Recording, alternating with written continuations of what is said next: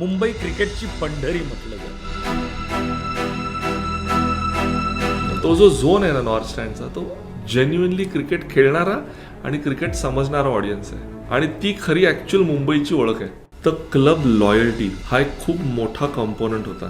त्यावेळेस आमच्याकडे बूट फाईट व्हायची आणि बूट फाईट स्पाइक्स बूटची फाईट असायची, इंग्लिश स्पाइक्सची. तर लोक जनरली गाद्या झोपण्यासाठी घेतात, आम्ही गाद्या लपायसाठी ठेवायचो. आणि तिकडे आलू आलू आलू असा बिल्डअप झाला. तर ग्राउंडवर पटकन स्ट्राईक नाही झालं की हे काय चाललंय. स्पीकर पकड़ के आलू आलू रिंजी ये खड़ा है यहाँ 40,000 बंदा आपको आलू कह रहा हो, गुस्सा क्यों नहीं करना. आणि सडनली एक प्लेयर बॅट घेऊन धावत जाताना दिसला पाकिस्तानचा. धावणार हे काय कर रहा है, पागल आहे. दादागिरी म्हणजे ज्या प्रकारे स्टेप आउट होऊन अगेन्स्ट द स्पिन खेळणं. संडेच्या दिवशी सकाळी ट्रेन पकडताना सगळे गांगाली खेळताना दिसायचे. जे घडलो, जे झडलो, जे झगडलो आणि आज उभा राहिलो, याला लार्ज क्रेडिट क्लब क्रिकेटचं. तर सचिनला काय वाटलं, आम्ही तो माझ्या दृष्टीने तो देवाचाच थॉट होता की देवाला सांगितलं मला बॉलिंग द्यायला.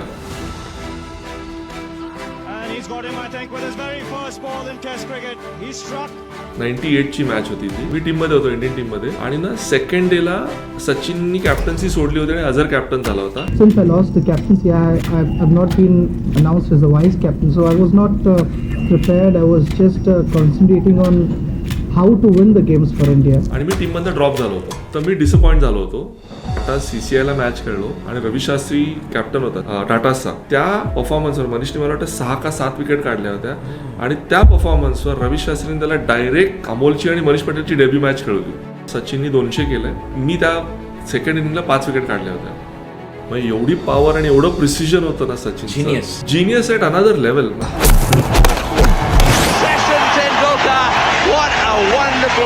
देवानी एक साचा बनवला, त्यात सचिन तेंडुलकर जन्माला आला आणि नंतर तो साचा परत बनलाच नाही. तू नो बॉल टाकलेलाच नाहीयेस. आज भवेश सिंग सबरवाल सौरव गांगुलीला मॅनेज करतो, शारबाद अस्मिन, राहुल द्रविडला, जे आपले एक स्टुडंट आहेत ते एक्सक्लुसिव्हली मॅनेज करतात. किती कंपनीज तुमच्या कॅम्पसमध्ये येतात? इयर ऑन इयर आमच्याकडे 150 ते 200 कंपन्या आमच्याशी एंगेजमेंट आहेत. त्याच्यात डिकेथलॉन आहे, त्याच्यात कल्फिट सारख्या सुद्धा कंपन्या आहेत, बुक माय शो सारखे लोक आहेत किंवा डिस्ट्रिक्ट सारखे आहेत ते सुद्धा. आता झोमॅटोनी त्यांची स्पोर्ट्स व्हर्टिकल सुरू केली आहे, बिस्लरीनी आत्ता सुरू केली आहे. त्या कंपन्या सुद्धा कॅम्पस ड्राईव्हला येतात. In form of IPL, India got is one of the first sports annual property आणि that became our trigger to start IISM. नमस्कार. एक वेळ अशी होती की मुंबईच्या फक्त शहरी विभागामध्ये क्रिकेटचं प्रशिक्षण घेतलं जात होतं आणि त्यावेळेस मुंबईच्या सभोवतालच्या परिसरातून म्हणजे उपनगरातून मुलं लांबचा प्रवास करत इथे शहरी भागात प्रशिक्षण घेण्यासाठी येत असे. त्यावेळेस डोंबिवलीतून एक उंचपुरा मुलगा हा लांबचा पल्ला गाठत आझाद मैदानाला सराव करण्यासाठी येत असे. कुणास ठाऊक होतं की हा उंच बांधा डावखुरा फिरकीपटू लवकरच मुंबईच्या फिरकी गोलंदाजीचा अविभाज्य घटक होणार आहे. 2020ला त्यांच्या कार्याची दखल घेत त्यावेळेसचे राष्ट्रपती श्री रामनाथ कोविंदजी यांनी राष्ट्रीय खेल प्रोत्साहन पुरस्काराने त्यांना गौरवलं. पहिल्या चेंडूवरती इतिहास घडवणारा खेळाडू आज हजारो विद्यार्थ्यांच्या भविष्याच्या दिशेचं मार्गदर्शन करत आहे. चला भेट घेऊया निलेश मोरेश्वर कुलकर्णी यांची. So Nilesh, first of all thank you very much मला वेळ देण्यासाठी. थँक्यू मला बोलवण्यासाठी, कारण माझे बरेचसे क्रिकेटर्स मित्र येऊन गेलेत मला माहिती आहे, म्हणून मी वाट बघत होतो मला कधी बोलवतं. तूच मला बोलवलंच इकडे IISMला. So thanks for calling me, having a lovely setup here. म्हणजे जन्मजात डोंबिवलीकर? हो, मी डोंबिवलीकर, माझा जन्म डोंबिवलीचा. त्यामुळे माझं सगळं बालपण, शालेय शिक्षण, क्रिकेटची जर्नी हे सगळं डोंबिवलीतनं झालं. डोंबिवलीला त्यावेळेस सुद्धा खेळताना हे होतं की मी चांगला क्रिकेटर होईन, प्रोफेशनल क्रिकेटर असं त्यावेळेस क्रिकेट माझं स्वप्न क्रिकेट खेळायचं होतं. त्याच्यात करिअर नंतर आपोआप होत गेलं किंवा काही गोष्टी उलगडत गेल्या. पण कसं असतं की शाळेत क्रिकेट नव्हतं. माझी जी पहिली शाळा होती त्याच्यात क्रिकेट नव्हतं, म्हणून मग आईवडिलांनी दुसऱ्या शाळेत घातलं, तिकडे सिरियस क्रिकेट सुरू झालं. मग inter school, Bhandari trophy, Kelkar trophy, या ज्या आम्ही असे सावत्र होतो हो. डोंबिवलीचे, कारण ठाण्याच्या पुढचे सगळे असे सावत्र लोक असतात. ते आता इन्क्लुझिव्ह झाले. आय मीन 80च्या दशकातले सावत्र लोक होते. त्यामुळे एकच टीम असायची पूर्ण अख्ख्या तालुक्यातली. तर त्याच्यातनं तुम्ही येणं म्हणजे थोडंसं वेगळं ट्रीटमेंट चॅलेंजिंग होतं. त्यामुळे त्यातनं जेव्हा खेळायला मिळायचं ना, तेव्हा एक वेगळी जिद्द असायची की बाबा नाही, आता संधी मिळाली तर काहीतरी करायला पाहिजे बरोबर. आणि काहीतरी अचीव्ह करायला पाहिजे. सो ती एक हॅबिट डोंबिवलीची त्यावेळेस सुरू झाली. पण डोंबिवलीत चांगलं क्रिकेट होतं. आम्ही जेव्हा क्रिकेट सुरू केलं तेव्हा क्रिकेट सुरू झालं, ओके तोपर्यंत डोंबिवलीत एक ग्राउंड पण नव्हतं. ओके मला कल्याणला जायला लागायचं प्रॅक्टिससाठी सुभाष मैदानला. ओके कारण डोंबिवलीत तसं टर्फवालं ग्राउंड नव्हतंच. नंतर जोशी हायस्कूलची शाळा होती, त्यांनी एक विकेट बनवली, तिकडे आम्ही प्रॅक्टिस करायचो. पण पूर्ण ग्राउंड नव्हतं. एक DNC म्हणून शाळा होती, त्याची 30 यार्ड आणि 60 यार्ड एकच होती हो हो बाउंड्री. म्हणजे असे चॅलेंजेस होते. आता वेगळं बदललंय चित्र, पण त्यावेळेस ह्या चॅलेंजेसमुळे डोंबिवली जरी असलो तरी कल्याण, ठाणा, मुंबई इकडेच प्रॅक्टिस आणि मॅचेसला जायला लागायचं. नाही तर तू मग अशी ठाणा बोललास, मला वाटतं 80च्या दशकात फक्त सोबोलाच क्रिकेट होतं एवढं तर आहेच. असं नाही म्हणता येणार, पण कसं झालं होतं की ते एक बेटन फॉलो होत गेला होता की जे सगळे त्या एरियातले क्रिकेट खेळले होते ट्रेडिशनली तेच लोक क्लब सकट किंवा स्कूल्स म्हणा या ह्याच्यातनं फॉलो होतील. आमच्या जनरेशननी ते हळूहळू पोचायला लागलं. मग कल्याण, डोंबिवली, कर्जत, कसारा, मग इकडे पनवेलपर्यंत गेलं, मग तिकडे वसई, विरार, पालघर, असं ते मग हळूहळू स्प्रेड होत गेलं, पसरत गेलं. बरोबर आहे. तुझा रोल मॉडेल कोण जेव्हा ग्रोईंग अप इयर्समध्ये क्रिकेटचं? माझ्यासाठी मी ऑलवेज रवी शास्त्रीकडे बघितलं. कारण दोन सोप्या गोष्टी होत्या. एक तर रवी शास्त्री 6-3 होता आणि त्याची जी बॉलिंग स्टाईल होती त्याच्याने मी बऱ्याचदा इन्स्पायर झालो की अरे, ज्या प्रकारे 83 वर्ल्ड कप नंतर जे रवीचं जे ट्रान्झिशन झालं आणि बॉलर म्हणून माझ्यासाठी ते खूप मोटिवेटिंग फॅक्टर राहिला की मी पण अशा प्रकारे काही गोष्टी करू शकतो. कारण उंचीमुळे मला ते पटकन कनेक्ट झालं आणि रिलेट झालं. तुझ्या खेळतानाच्या दिवसामध्ये असं कुठची ती मुवमेंट होती जेव्हा असं वाटलं की yes I belong to that level, म्हणजे आपण चांगलं क्रिकेट खेळू शकतो, वरच्या दर्जाचं खेळू शकतो? माझ्या दृष्टीने मला BCA मफतलाल स्कीममध्ये ना मला ते एक कॉन्फिडन्स आला. ओके. कारण तोपर्यंत मी क्रिकेट खेळायचो, क्रिकेट एन्जॉय करायचो, पण गोल सेटिंग, पुढे विचार करायचा, मग फर्स्ट क्लास क्रिकेट, मग इंडिया क्रिकेट, आणि मग त्याच्यासाठी लागणारी मेहनत, त्याच्यासाठी लागणाऱ्या गोष्टी, फिटनेस सकट स्किलपर्यंतची, या सगळ्या गोष्टींचा मोठा इन्फ्लुअन्स माझ्यावर फ्रँक टायसन सरांचा होता. कारण फ्रँक टायसन सरांनी माझ्यापेक्षा माझ्यावर जास्त विश्वास दाखवला. त्यांचा माझ्या अबिलिटीवरचा कॉन्फिडन्स माझ्यापेक्षा जास्त होता. आणि मग माझी खरी मेहनत सुरू झाली की अरे, यांचा जर का माझ्यावर एवढा विश्वास आहे आणि त्यांना जर का कॉन्फिडन्स आहे की मी हे करू शकतो, तर मला थोडीशी मेहनत जास्त करायची आहे ते अचीव्ह करायला. आणि then that became my motivation. Absolute great motivator in that sense जर असं म्हणू तर.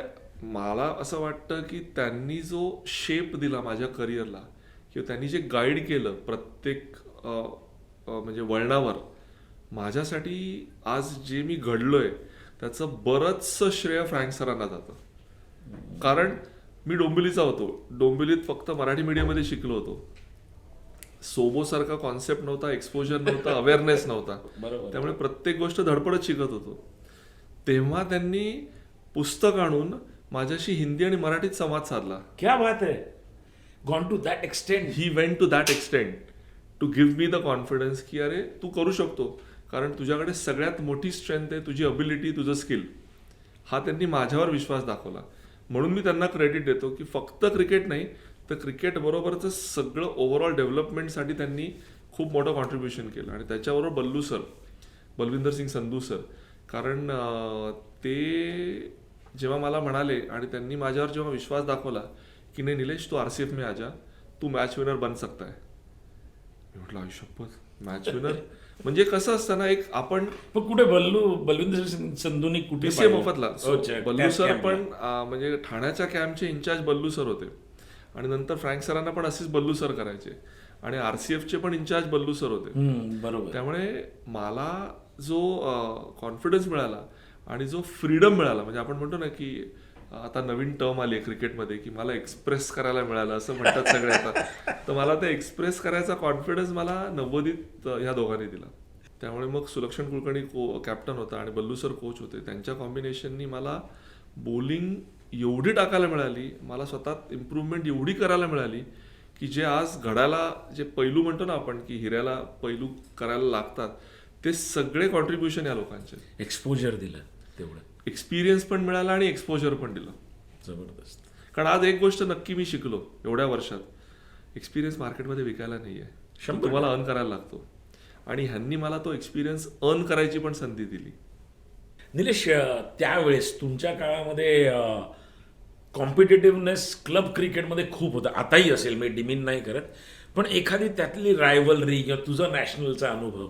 माझ्यासाठी सगळ्यात महत्त्वाची गोष्ट काय होती माहिती आहे ना त्यावेळेसचं, one of the key lessons आपण म्हणतो ना की काय कसे असतात, तर क्लब लॉयल्टी हा एक खूप मोठा कंपोनंट होता. ओके. की आयडेंटिटी प्लेयर्सची ना बऱ्याचदा त्या क्लबशी निगडीत असायची. म्हणजे हा ह्या क्लबचा चांगला परफॉर्मर किंवा हा ह्या क्लबचा लॉयलिस्ट. आणि असं नाही की म्हणजे ते फक्त मुंबईला किंवा इंडियाला खेळले, ते बरेचसे लोक फक्त क्लब क्रिकेट पण खेळले, पण त्यांची क्लबची लॉयल्टी राईट अप देअर होती. त्याच्यामुळे माझा अनुभव सुद्धा होता आणि माझ्या मनातला एक विचार होता. म्हणजे आजही तुम्हाला विचारशील ना, माझ्या नावावर फक्त एकच क्लब आहे, माझ्या नावावर 2 क्लब नाही आहेत. नॅशनल पहिले नॅशनल होता, आता डी वाय पाटील आहे. माझं नॅशनलचं स्टिंट संपलं आणि माझं दुसरं आता डी वाय पाटील. माझ्याकडे 2 क्लब नाहीत. कारण माझ्यासाठी एक सिम्पल प्रिन्सिपल होतं, मी जर का एखाद्या क्लबशी लॉयल असेल तर मी थ्रू आउट त्याच क्लबशी लॉयल राहील. आणि ती लॉयल्टी माझी नॅशनलशी होती. कारण नॅशनलनी मी कोणी नसताना माझ्यावर विश्वास दाखवून मला टीममध्ये घेतलं होतं. कोण होतं त्यावेळेला जेव्हा तू नॅशनलला आलास तेव्हा?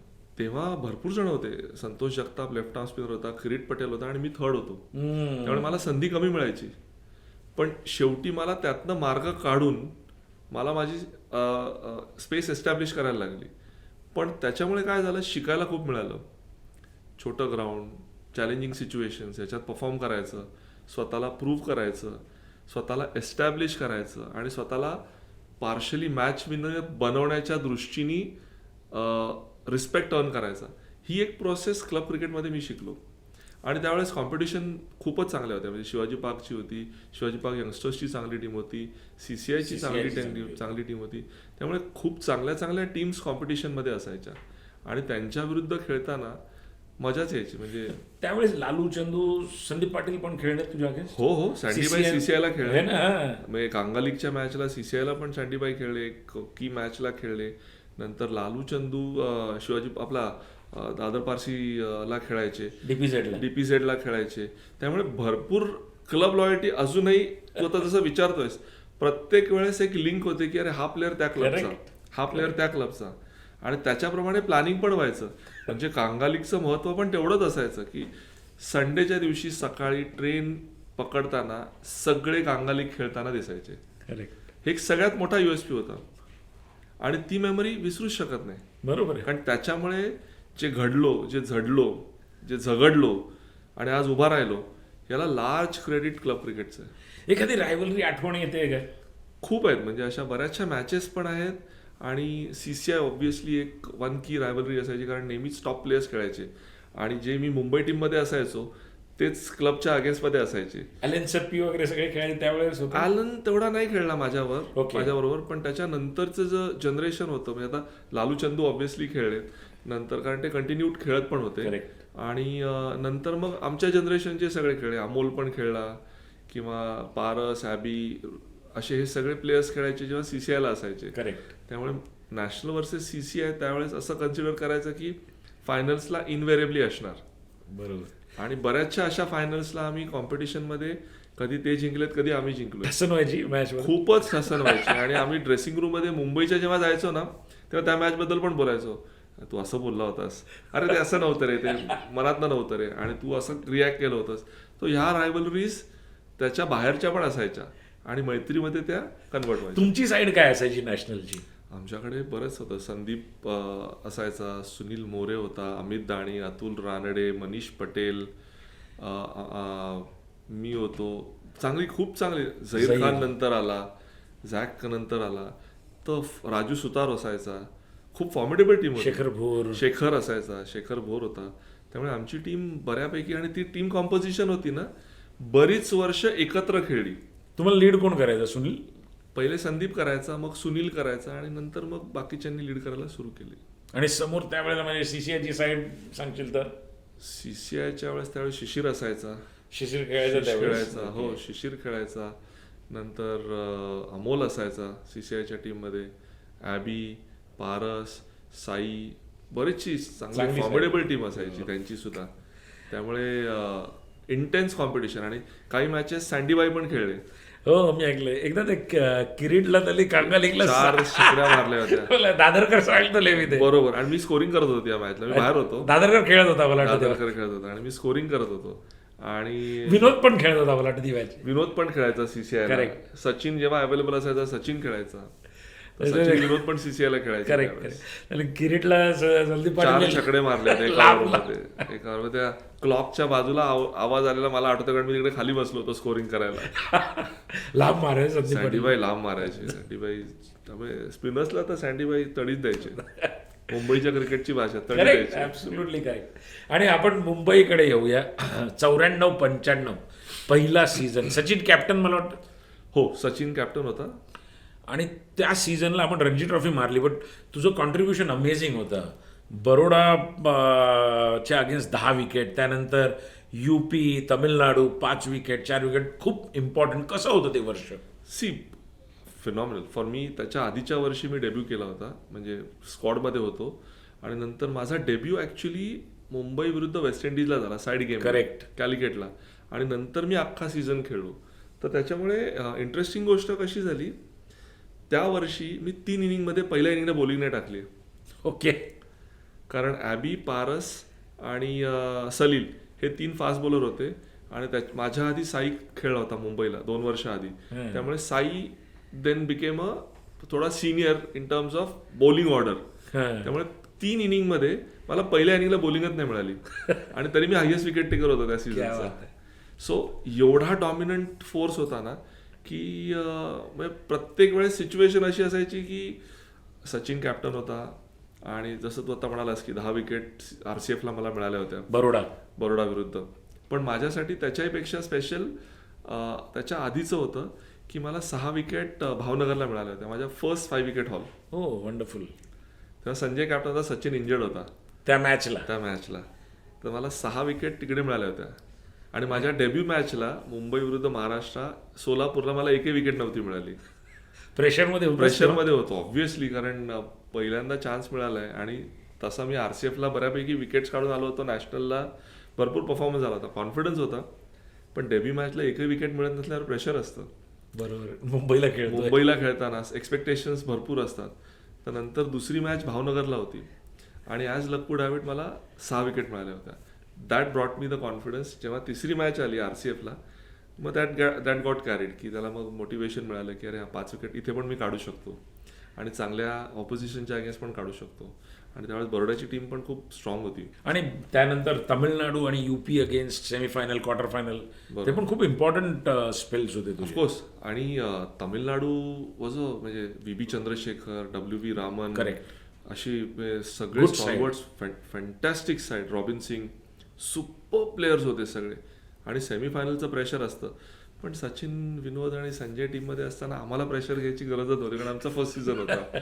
सगळं प्रेशरचं काम ते करत होते, आम्ही आपलं काम डिलिव्हर करायचं. पण त्यांच्यावरती प्रेशर दिसायचं कधी सचिनवर, विनोदवर? त्यांचं प्रेशर समोरच्यांवर असायचं. हे खेळतायत म्हटल्यावर ऑपोजिशनवर कुठली टीम असेल तरी प्रेशर असायचं. आईला ये केलं रे, आई शपथ, असं प्रेशर असायचं. त्यामुळे आम्ही कम्फर्टेबल असायचो. कारण सचिन खेळणार म्हटल्यावर मिनिमम 100 करणार. अरे 100 केलं तर ठीक आहे, 150 आणि 200 केले तर परत प्रॉब्लेम. असं प्रेशर ऑपोजिशनवर असायचं. बापरे, एवढं रेप्युटेशन होतं. आणि विनोद दादागिरी करायचा. दादागिरी म्हणजे ज्या प्रकारे टर्निंग ट्रॅक असू देत, ते असू देत, स्टेप आउट होऊन अगेन्स्ट द स्पिन खेळणं, अलग लेवल. म्हणजे संजय सुद्धा टेक्निकली कट आणि आउटस्टँडिंग डॉमिनन्स. त्या एरियात अप्रतिम, outstanding first class cricket dominance मी बघितला सचिन, विनोद आणि संजयचा फर्स्ट क्लास क्रिकेटमधला. आणि लकीली मला त्यांच्या टीममध्ये असल्यामुळे मला तो आनंद उपभोगता आला. जर का मी ऑपोजिशन मध्ये असतो तर कदाचित ते झेलायला लागलं असतं. बरोबर आहे, बरोबर आहे. पण they was such a dominant force. पण तू आता जसं म्हणालास की एवढं डॉमिनंट होतं Mumbai cricket, what made Mumbai so much dominant? माझ्यासाठी 2 खूप क्रिटिकल कंपोनंट्स असतात. एक सगळ्यात महत्त्वाचं ना, मुंबई क्रिकेटमध्ये ना प्रत्येकाला सोपं मिळत नाही, इझिली तुला टीममध्ये जागा मिळत नाही. त्यामुळे तू भरपूर मेहनत करून करून करून म्हणजे आपण म्हणतो ना चप्पल झिजवून तिथपर्यंत पोहोचतो. त्यामुळे जेव्हा ती संधी मिळते ना तेव्हा ती तुला सोडायची नसते. आणि या ॲटिट्यूडनी तू क्लब क्रिकेट पण खेळतो, या ॲटिट्यूडनी तू कंपनी क्रिकेट पण खेळतो. आणि जेव्हा मुंबई क्रिकेटला ती संधी मिळते ना तेव्हा you come up with this thought की आता मला चान्स मिळालाय, आता मला सोडायचं नाही. सो तो जो बिल्डअप असतो ना तो खूप स्ट्रॉंग असतो. आणि त्याच्याबरोबर दुसरा मोठा component according to me is मुंबईला नंबर ऑफ मॅचेस ज्या मिळतात तुला पटकन मच्युअर व्हायला. म्हणजे कसं असतं की स्कूल क्रिकेटमध्ये यू प्ले भरपूर मॅचेस, देन फ्रेंडली मॅचेस तू खेळतोस, देन ज्युनियर क्रिकेटमध्ये तू अंडर 14, अंडर 16, आता त्यावेळेला आमच्यावेळी अंडर 15, 17 आणि 19 असायचं, तेव्हा तुम्हाला भरपूर मॅचेस मिळायच्या लीग फेजच्या. प्लस कंपनी क्रिकेटमध्ये Wien you play for company त्यावेळेस टाइम शील्ड, महेंद्र शील्ड, बरोबर, अशा भरपूर मॅचेस. सो मला आठवतं एक सिच्युएशन अशी होती की मी जवळजवळ 21 दिवस मॅचेसच खेळत होतो. एवढा मॅच प्रॅक्टिस मिळायची. त्यामुळे ना you don't feel that you don't belong there. तू टाइम्सचं म्हणालास, तू कोणासाठी टाइम्स खेळला, कुठच्या मी कंपनी? पहिली कंपनी माझी RCF होती. ओके. मी जवळ 7 वर्ष RCFला खेळलो. आणि बल्लू सर आणि सुलू आणि ही अख्खी टीम आम्ही सॉलिड मजा केली, एन्जॉय केलं. काय साईड असायची तुमची RCF? क्रिकेटच सुपर होतं. म्हणजे त्यावेळेस ऋषिकेश होता, पारस पण खेळला, नितीन खाडे, नितीन सावंत, नितीन सावंत, गोट्या, विवेक नरवणे, बॉन्ड, हे सगळे, मनीष पटेल काही वर्ष खेळला, महेश करांजकर खेळला आमच्याकडे. सो एवढी सॉलिड टीम होती ना की आम्ही खूप खूप चांगला डॉमिनंट क्रिकेट खेळलो. आणि मला एक प्रश्न असा विचारायचा, तू म्हणालास की संजय, सचिन, विनोद आणि जी मुंबईची साईड होती एवढी डॉमिनंट असायची, तुम्हाला कॉन्फिडन्स असायचा की तुम्ही जिंकणारच? म्हणजे पहिल्या वर्षी माझ्यासाठी तर ते एक वेगळा आय ओपनर होता. तो एक वेगळा पर्स्पेक्टिव्ह होता की एवढा डॉमिनंट असायचा. आणि इनव्हेरिएबली सचिन टॉस जिंकायचा, जिंकला सगळ्या. फायनलला फक्त आपण टॉस हारलो, तोपर्यंत सगळ्या मॅचात टॉस सचिन जिंकला. आणि तिसऱ्या दिवशी लंचला बिर्याणी ऑर्डर केलेली असायची. म्हणजे त्यावेळेस असं एक अनरिटन रूल होता की आपण 3-2.5 दिवसात मॅच संपवणार, कुठली एवढा? टीम असेल. एवढा डॉमिनंट. म्हणजे सचिन टॉस जिंकायचा, सलील, पारस, ॲबी आणि नंतर साई लंच नंतर 1-2 तासात ऑल आउट करायचे. आपली बॅटिंग असायची. म्हणजे टॉस जिंकून फिल्डिंग करायचं सचिन आपण, आणि आपण हे ऑल आउट करायचे. आणि नंतर पूर्ण दिवस ती संध्याकाळपर्यंत बॅटिंग, दुसऱ्या दिवशी बॅटिंग, शेवटचा 1 तास त्यांना द्यायचो, त्याच्यात 2-3 विकेट काढायचे आणि दुसऱ्या दिवशी लंचपर्यंत ऑल आउट करून टाकायचं. इनिंग डिफीटनी जिंकायचंच स्टँडर्ड झालेलं 94 साली. मेजॉरिटी ऑफ द मॅचेस आम्ही 2.5 दिवसात संपवल्या. कॉन्सेप्ट वॉज काय होता की ना तर बिर्याणी खाल्ल्यावर झोप येते, बरोबर. तर त्यामुळे ते परत खेळणं डिफिकल्ट असायचं. तर कॉन्सेप्ट काय होता, बिर्याणी म्हणजे आपण मॅच संपवणार, जिंकणार आणि बिर्याणी खाऊन आराम करायचा. कधी असं झालं की बिर्याणी वाट बघते आणि wicket झालंय पडत ना, नाही? एका मॅचला असं झालं होतं, पण ते आम्ही अर्ध्या तासात मॅच संपवली आणि येऊन परत enjoy केली. कधी मला ती एक्झॅक्ट मॅच नाही आठवत आहे, हा. पण त्याच सीझनला.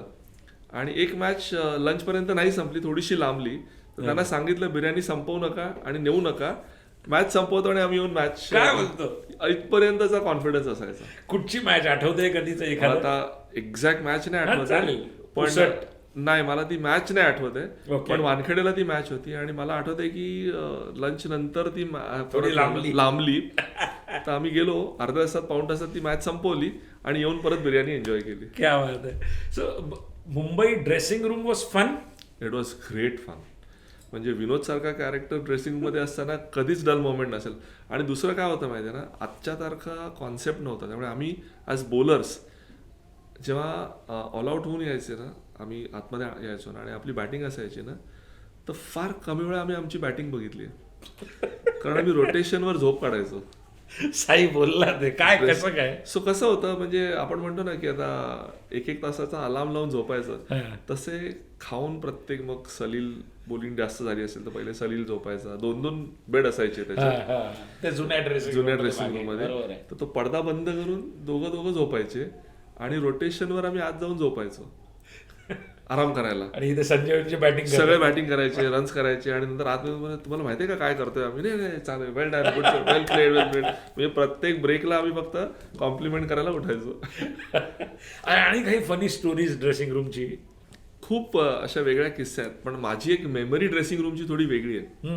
म्हणजे BCA मफतलालचा जो कॅम्प होता ना, त्यावेळेस आम्ही मुंबईच्या ड्रेसिंग रूम मध्ये झोपायचो आणि वेगवेगळ्या ऍक्टिव्हिटीज असतात आणि तेव्हा यंगस्टर होतो आम्ही. बरोबर. तर ड्रेसिंग रूमची मेमरी थोडी वेगळी आहे. त्यावेळेस आमच्याकडे बूट फाईट व्हायची.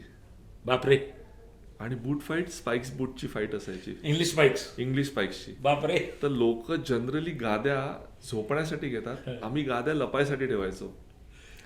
कारण बूट लागू नये म्हणून आमच्या एक कोणतरी किडा करायचा आणि तो लाईट धतिंग आणि ते लाईट बंद करायचा. तो लाईट बंद झाला की त्या गाद्यांच्या खाली सगळे लपायचे. अच्छा. कारण ते बूट लागले तर जोरात लागणार, त्यामुळे गाद्या आणि त्याच्यात एक दोघांना असे खराब लागले, त्याच्यानंतर ते बंद झालं. म्हणजे टाइम प्लीज वगैरे असायचं, लिटरली एवढ्या मारामाऱ्या व्हायच्या. बापरे. तू विनोद पण म्हणालास की विनोदचं पण धमाल असायची, एखादा त्याचा किस्सा काहीतरी. विनोद ऑलवेज कुठली सिच्युएशन एकदम हलकी करायचा, त्याचा स्वभावच तसा होता. त्यामुळे मग ते प्रेशरच जाणवायचं नाही ड्रेसिंग रूममध्ये. म्हटले एकदम 2-3 विकेट पटकन गेले असतील तरी विनोद बोलायचा, अरे डोंट वरी. असं एक confidence, not over confidence but supreme confidence की डोंट वरी, आपण याच्यातनं पण आरामात सेल थ्रू करू.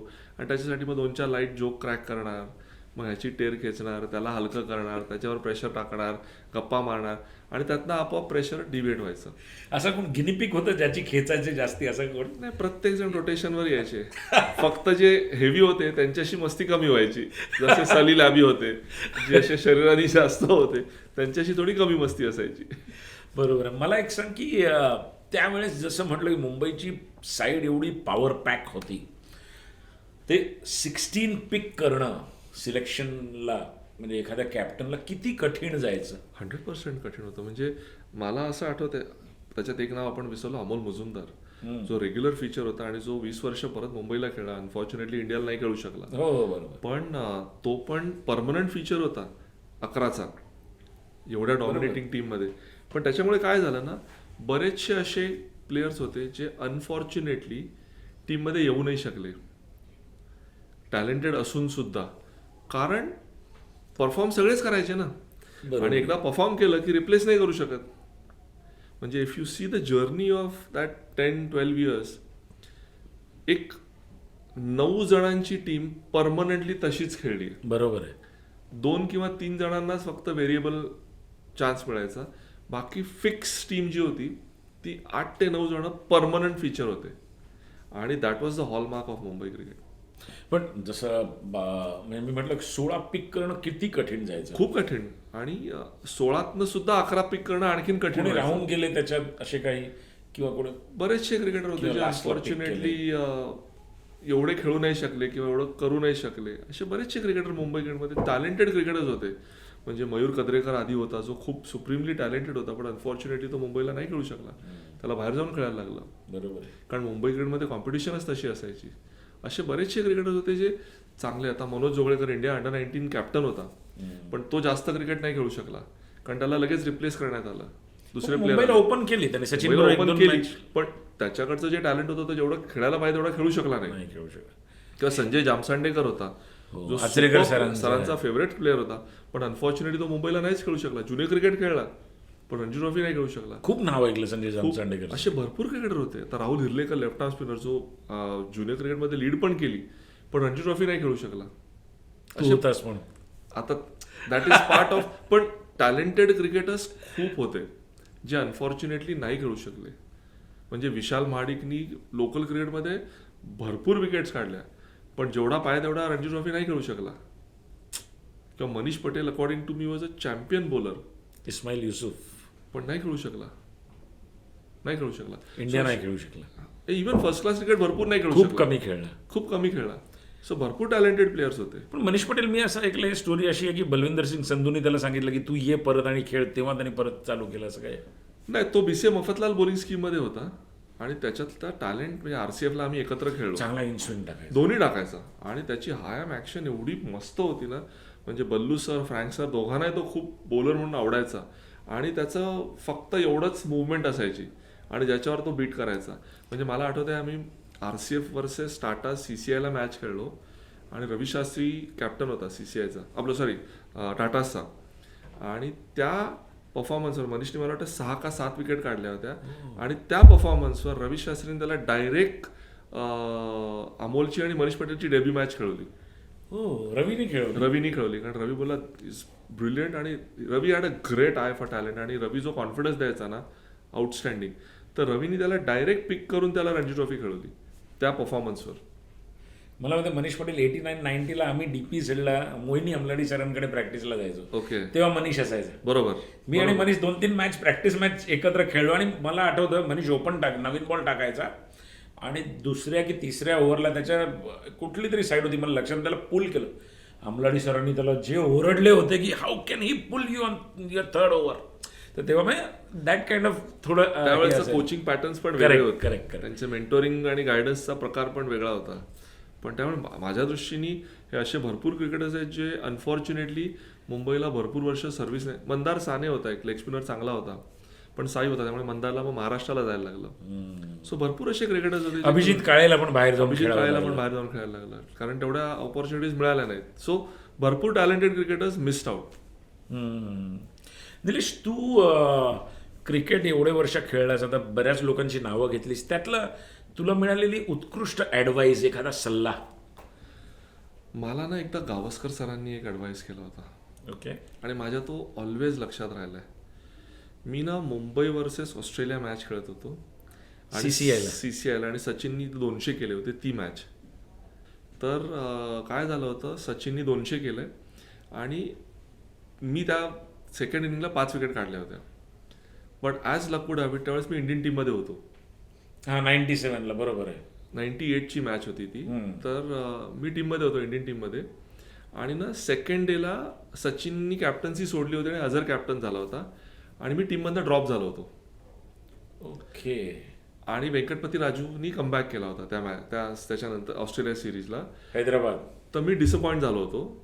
आणि ना तेव्हा मुंबई टीम आणि ऑस्ट्रेलियन टीमचं एक डिनर होतं CCIला, तेव्हा गावस्कर सर पण आले होते. तर ऑब्व्हियसली 5 विकेट काढून सुद्धा आणि मी टीममध्ये असताना पण मी टीमच्या बाहेर गेलो होतो. तर मला गावस्कर सरांनी एक ॲडवाईस केलं होतं की डिसअपॉइंटेड. म्हटलं हो सर, ऑब्व्हियसली व्हायला पण पाहिजे, कारण 5 विकेट काढल्यावर जर का तू टीममध्ये नाहीस तर व्हायला पण पाहिजे डिसअपॉइंट. पण एक काम कर. म्हटलं काय सर? एक काम कर, तुझ्या परफॉर्मन्सने दरवाजा नॉक कर. त्यांना ऐकू नाही आलं ना तर पुढच्या वेळी परत आणखीन परफॉर्म कर आणि दरवाजा आणखीन जोरात नॉक कर. त्याच्याने जरी ऐकू नाही आलं ना, तिसऱ्यांदा एक काम कर, तो दरवाजा ब्रेक कर. जरी त्यांना ऐकू नाही आलं तरी जरा बघून तुला सिलेक्ट करायला त्यांना एवढं तू पुश कर. So that was for me is a great advice. आणि तो माझ्याबरोबर मी सगळ्यांना, आत्ताच्या मुलांना पण मी शेअर करतो, माझ्या इन्स्टिट्यूटच्या मुलांना पण असं शेअर करतो की for me that change my perspective. Correct. की डिसअपॉइंटमेंट्स येतात, रिजेक्शन्स येतात, डिजेक्शन्स येतात, फेल्युअर्स येतात, त्याच्याकडे बघण्याचा दृष्टिकोन कसा पाहिजे. Very positive. हां, की तुझ्या हातात काय आहे, 22 यार्ड बॉल परफॉर्म करायचं, 5 विकेट काढायच्या. So for me that was a great lesson. जबरदस्त. म्हणजे ज्या काळात तू खेळलास त्या काळातली जर मुंबईची टीम काढायची असेल, बेस्ट 11 काय काढशील? डिफिकल्ट आहे, खूपच डिफिकल्ट आहे ऑफकोर्स. पण माझ्या दृष्टीने बेस्ट 11 काढायचं झालं, वसीम जाफर ओपनर. वसीम. आणि त्यावेळेस मुंबई टीम एक वेगळा एक्सपेरिमेंट करायची की विकेट किपरला ओपन करायला लावायची, कारण मिडल ऑर्डर सेट करायला. तर मग त्यावेळेस Sulakshan was doing a good job, तर मग Sulu could be an opener for him. Number 3 Sanjay Manjrekar obviously, म्हणजे without a doubt. Number 4 all time great Sachin Tendulkar. Number 5 for me Vinod Kambli, कारण चान्सच नाही. आणि नंबर 6ला अमोल मुजुमदार, कारण for me he was a great हे. नंबर 7 आय वुड, आता हा चॉईस आहे हो. की रवी शास्त्रीनी जर का ओपन केलं तर wicket keeper can come at number 7. Okay, तर रवी शास्त्री विल टेक. हा, म्हणजे आता रवीनी ओपन पण केली, ऑब्व्हियसली इंडियाला ओपन केली आणि 200 पण केले, त्यामुळे if Ravi Shastri then Wasim Jaffer and Ravi Shastri, Sulu can bat at Sulu 7. can at bat 7. आणि नंतर for me fast bowling would be Abey Salil Paras for sure, and then I would have one spinner. Okay, कोण असेल?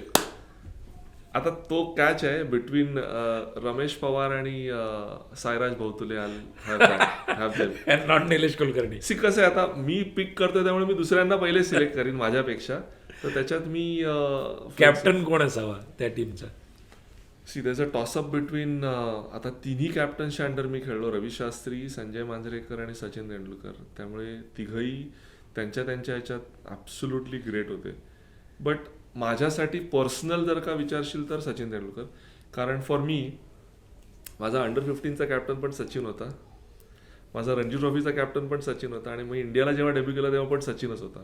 So that's why I would probably have Sachin as my captain. So that is my, I come to my next question. Definitely. बरं, ह्याच्यात एक गोष्ट, एक player राहिला जो कोण? टॉसअप मध्ये असता, झहीर खान. हो, करेक्ट. झहीर, तू एकत्र पण तो खेळला मुंबईला कमी खेळला, कारण आम्ही तेव्हा जेव्हा बरोड्याला खेळला गेला. तो बरोड्याला गेला, त्यामुळे मी त्याला कन्सिडर नाही केलं. करेक्ट, बरोबर आहे, केलं पण नाही पाहिजे. हा, म्हणून मी झहीरला थोडंसं, पण I would still have him as a left arm spinner with champion bowler, आणि अजित पण चॅम्पियन नंतर आला. But then it's a toss up between. बिलकुल बिलकुल बिलकुल. तर निलेश, मी असं म्हणेन की जर एक चॉईस दिली, एक कॅप्टन निवडायची, जसं तुम्हाला संजय पण होता, रवी शास्त्री होता, कोण असेल आणि काय गुण त्यातले बघण्यासारखे असतील, किंवा कोणी कॅप्टनशिपचे गुण कोणाकडून काय घ्यावेत? सी, मग मी वेगळ्या पद्धतीने तिघांचंही डिफाईन करतो, कारण एकावर सांगण्यापेक्षा बिलकुल तिघांचं वेगळं सांगतो. की रवी ॲज अ कॅप्टन कसा होता माहिती आहे, रवी अनबिलिव्हेबल कॉन्फिडन्स द्यायचा. म्हणजे मी ज्युनियर होतो, पहिला सीझन होता, माझ्या खांद्यावर रवी शास्त्रीने हात टाकला आणि मला कॉन्फिडन्स, चल तू इतना परफॉर्म करके आया, आपण डालते. सडनली असं वाटतं की आई शपथ, ऑपोजिशन कोणी असू तर आपण 5 विकेट काढू. हो हो हो. तर रवी असा कॉन्फिडन्स द्यायचा, तू डाल बिंदास, मैं है ना, रन हो गया तो भी कोई टेंशन नहीं, फील्डिंग ऐसा लाग, ये रखा. तो Ravi was that kind of a captain. As a bowler he would give you that confidence. Sanjay खूप मेटॅक्युलस होता स्ट्रॅटेजी वाईज, की आता हा बॉलर, ह्याचा कव्हर ड्राईव्ह चांगला आहे, तर आपण याला इथे फील्ड अशी लावू आणि याला असं पकडू आणि याला इकडे ॲडनाइज करूया. सो संजय टॅक्टिकली खूप इनपुट शेअर करायचा. आणि मग मला आठवतं एक इन्सिडेंट की अमेय खुरास याच्या विरुद्ध त्यांनी एक नवीन शब्द काढला होता की ड्रायव्हिंग सुरू करा, म्हणजे हाफ बॉल टाक, कारण त्याला ड्राईव्ह करायला लाव. एमपी वाला. So Sanjay was tactically that as a captain, की त्यांनी, आणि संजयच्या अंडर माझा खूप चांगला परफॉर्मन्स झाला, कारण Sanjay got the best out of me. म्हणजे संजयच्या अंडर शॉर्टलेग सिली पॉईंटला मला जास्त विकेट मिळाल्या. ओके. आणि त्यांनी ते मला अनालाइज करून दिलं की तुझा बाउन्स एक्स्ट्रा येतो, त्यामुळे बॉलला लागून तुला शॉर्टलेग सिली पॉईंटला भरपूर विकेट मिळतील. And that's how I got more wickets. Sanjay जास्त स्पेस द्यायचा बॉलरला, संजय फ्रीडम पण द्यायचा तेवढंच. पण संजय खूप पर्टिक्युलर होता. म्हणजे मला एक मॅच आठवते की Mumbai versus Delhi Ranji trophy final, ग्वालियरला डे नाईट एकच झालेली, ती एकच झाली. पण संजयनी काही न सांगता माझ्याकडनं सगळ्यात बेस्ट घेतलं. कसं काय? म्हणजे शेवटच्या परफॉर्मन्स वॉज, ते 4 विकेट. हा, पण शेवटच्या दिवशी मला स्टार्ट टू एंड बॉलिंग टाकायची संजयने ठरवलं होतं, पण मला नंतर सांगितलं. म्हणजे Sanjay had plans for me, की नाही, चांगल्या पोझिशनला होती त्यावेळेस, डॉमिनंट पोझिशनला होती. आणि तिकडनं संजयनी स्ट्रॅटेजी बनवली की Nilesh over the wicket positively टाकेल, नॉट निगेटिव्ह, आणि रिस्ट्रिक्ट करून टाकणार. 250 का 260 रन हव्या होत्या आणि तिकडे रन कटेल करायचे. आणि मग अजय शर्मा वगैरे चांगली बॅटिंग करत होते, आशुदा आणि अजय शर्मा दोघंही चांगली बॅटिंग, पूर्ण दिवसात एकही विकेट गेली नव्हती. बिलकुल. तर तेव्हा संजयनी स्ट्रॅटेजिकली खूप छान एक्स्ट्रॅक्ट केलं माझ्याकडनं. काय केलं? म्हणजे त्यांनी मला ओव्हर द विकेट टाकायला लावली, फील्ड इकडे पूर्ण सेट केली आणि त्यांना फ्रस्ट्रेट केलं. आणि दुसऱ्या बाजूनी मनीष पटेल आणि पारस मामरेने आउटसाइड द ऑफ स्टंप टाकायला सुरू केली. त्या लोकांनी डिफेन्सिव्ह टाकली आणि त्या फ्रस्ट्रेशनमध्ये गेम लांब होत गेला. आणि नंतर त्यांना सडनली रिअलाइज झालं की आता आपण हारतोय. मग ते स्टार्टेड प्लेइंग शॉट्स आणि आम्हाला विकेट मिळाल्या आणि then we won that match. So strategically Sanjay was very good. आणि when it comes to Sachin Tendulkar, for me he was a brilliant captain. म्हणजे तो 2 ने 4 पावलं पुढचा विचार करायचा. म्हणजे त्याची अबिलिटीज तेवढी आहे आणि त्याचा जिनियसनेस तेवढा आहे. पण त्याच्यामुळे काय व्हायचं, ॲज अ बॉलर त्याचा कॉन्फिडन्स कसा असायचा, अरे सचिन हा फिल्डर मागे, अरे गरज नाही आहे, अरे पण बाउंड्री ते रन्स मी करेन ना, तू विकेट काढून दे, तू मला फक्त विकेट काढून दे. म्हणजे आत्ताच्या जमान्यात आपण जॉब डिस्क्रिप्शन म्हणतो ना, जॉब डिस्क्रिप्शन खूप सोपं होतं. तुझं काम आहे 5 विकेट काढायचं, तू 5 विकेट काढण्यासाठी जे जे करायला लागेल ते मी तुला करायला द्यायला तयार आहे. त्यामुळे ॲज अ बॉलर ना सडनली यू फेल्ड की 2 बाउंड्रीज जातील ना, टेन्शन नाही, आपण याला आउट कुठे काढू आणि कसं काढू एखादा याचा विचार. मला आठवत आहे की एक मॅच तीच होती बरोड्याची की नयन मोंगिया स्लॉक स्वीप करत होता तुला, हां, आणि ऑफ स्पिनरलाच होतं. सचिन खरतरेचा डेब्यू होता, सचिन खरतडे. तर त्यांना स्लॉक स्वीप करत होता. सचिन मला बोलला, तू त्याला तिकडेच काढ, त्याला तिकडेच तू खोलशील. त्याचा माझ्यावरचा विश्वास माझ्यापेक्षा जास्त होता. एवढा परफेक्ट अनालिसिस होता सचिनचा. त्यामुळे एक वेगळा कॉन्फिडन्स येतो ॲज अ कॅप्टन की अरे तू जा ना बिंदास, तू कर ना, रन्स मी बनवीन, तू मला फक्त विकेट काढून दे. बापरे. पण डिफेन्सिव्ह अजिबात नाही. त्याचं इंटेंटच तसं होतं की तू 100 रन केले, मी 150 करीन, रन्स मी बनवणार आहे ना, तू मला विकेट काढून दे, आउट करायचं आहे आपल्याला, ऑल आउट करायचं आहे. That's how we finished all the games in 2.5 days. So प्रत्येकाच्या त्या एक वेगळ्या क्वालिटीज होत्या ज्याच्या अंडर खेळायचा मला खूप चान्स मिळाला. निलेश, आपण मुंबई क्रिकेटचं बोलतोय.